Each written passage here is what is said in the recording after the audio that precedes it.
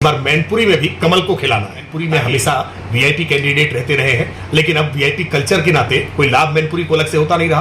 कानून ढाए हैं, फिरोजाबाद भी गढ़ होता था वो भी ढहा दिया, कन्नौज भी गढ़ होता था वो भी ढाया है, रामपुर के गढ़ को ढाया है, आजमगढ़ के गढ़ को ढाया है, हमने अमेठी भी एक गढ़ हुआ करता था उसको भी ढाया है। ये सारे कई सारे गढ़ किले। अब देखिए सच बात ये है कि 3 भाई और पति पत्नी ये सब मिलकर के लोगों को धोखा देने का काम कर रहे हैं। पूरे यादव समाज में कोई दूसरा यादव नहीं मिल रहा है उन्हें आज कि केवल परिवार के ही यादव चुनाव लड़ेंगे।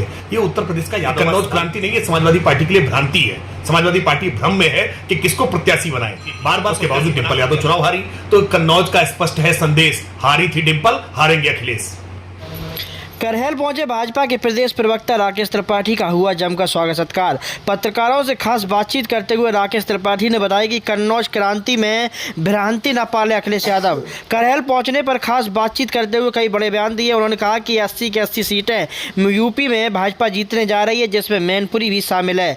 भाजपा ने जो विकास कार्य किए उन मुद्दों पर बोलते हुए कहा कि सभी गढ़ दहा दिए, अमेठी सहित सभी गढ़ दहाने के बाद अब मैनपुरी को भी दहाने का काम शुरू किया जा रहा है। इसी के साथ क्या कुछ कहते नजर आए, आइए हम आपको एक झलक के जरिए सुनवाते हैं। हुआ है क्या पूरा कार्यक्रम लेकर आए हैं? देखिए भारतीय जनता पार्टी इस बार चुनाव में 400 पार के लक्ष्य को लेकर के चल रही है और इस 400 पार में उत्तर प्रदेश ने भी 80 की 80 सीटें तय की हैं। इन 80 सीटों में मैनपुरी की सीट भी होगी। मैनपुरी की सीट भारतीय जनता पार्टी के कार्यकर्ताओं ने ठाना है कि इस बार मैनपुरी में भी कमल को खिलाना है, ताकि नरेंद्र मोदी जी के लिए 80 की 80 सीटों में एक मैनपुरी का भी योगदान हो। इसी सिलसिले में आज मेरा मैनपुरी करहल इन जगहों पर आना हुआ है, लोगों से मिल रहे हैं, बहुत उत्साह दिखाई पड़ रहा है। प्रधानमंत्री मोदी जी की विकास की नीतियों के साथ आज पूरा देश उठ खड़ा हुआ है। मैनपुरी में क्या खास रणनीति लेकर आए हैं? देखिए भारतीय जनता पार्टी के कार्यकर्ता मैनपुरी में पहले भी बहुत उत्साहित रहे हैं। ये अलग बात है कि मैनपुरी में हमेशा वीआईपी कैंडिडेट रहते रहे हैं, लेकिन अब वीआईपी कल्चर के नाते कोई लाभ मैनपुरी को अलग से होता नहीं रहा।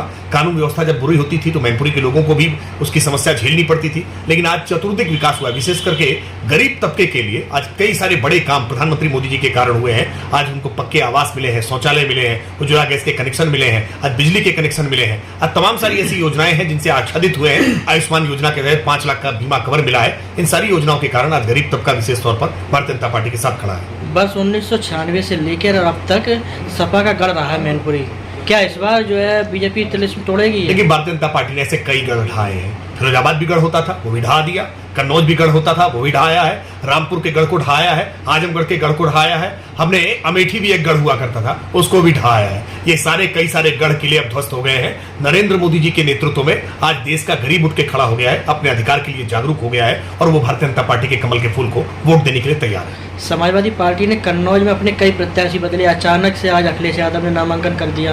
देखिए सच बात यह है कि 3 भाई और पति पत्नी ये सब मिलकर के लोगों को धोखा देने का काम कर रहे हैं। पूरे यादव समाज में कोई दूसरा यादव नहीं मिल रहा है उन्हें आज कि केवल परिवार के ही यादव चुनाव लड़ेंगे। ये उत्तर प्रदेश का यादव आज सवाल पूछ रहा है, क्या समाजवादी पार्टी के कार्यकर्ता दरी बिछाने के लिए है, क्या झंडा ढोने के लिए है, नारे लगाने के लिए है? 5-5 टिकट एक ही परिवार में, ये स्वीकार नहीं किया जा सकता है। और तेज प्रताप यादव को दूल्हा बनाकर भेजा था, वो जब तक अपना प्रचार करना शुरू कर पाते उससे पहले ही सेहरा निकाल करके अखिलेश यादव जी ने पहन लिया। पार्टी के भीतर कोई परामर्श नहीं है, जो मन मर्जी होती है वो निर्णय लेने का काम करते हैं। ये पिता की पार्टी जो ठहरी, लेकिन ये लोकतंत्र के लिए स्वीकार्य नहीं है और इसका खामियाजा भुगतना पड़ेगा। और अखिलेश यादव जी कन्नौज में पहले ही कह रहे हैं कि मैं तो कन्नौज आया हूं लड़ने के लिए, उपचुनाव तेज प्रताप लड़ेंगे। तो क्या कन्नौज में 2 बार चुनाव होंगे? जनता पर कितना खर्च का बोझ देना चाहते हैं? कन्नौज ये बोझ सहने के लिए तैयार नहीं है। कन्नौज फिर से सुब्रत पाठक को चुनेगा और नरेंद्र मोदी जी के लिए मोदी की गारंटी पर भरोसा करेगा। कन्नौज क्रांति का नाम दिया है उन्होंने। कन्नौज क्रांति नहीं है, समाजवादी पार्टी के लिए भ्रांति है। समाजवादी पार्टी भ्रम में है कि किसको प्रत्याशी बनाए। बार बार प्रत्याशी बना करके हार का स्वाद चख रहे हैं। 2019 में भी डिंपल यादव को चुनाव लड़ाया था। डिंपल यादव को चुनाव लड़ाने में सारी ताकत झोंकी थी, उसके बावजूद डिंपल यादव चुनाव हारी। तो कन्नौज का स्पष्ट है संदेश, हारी थी डिंपल, हारेंगे अखिलेश।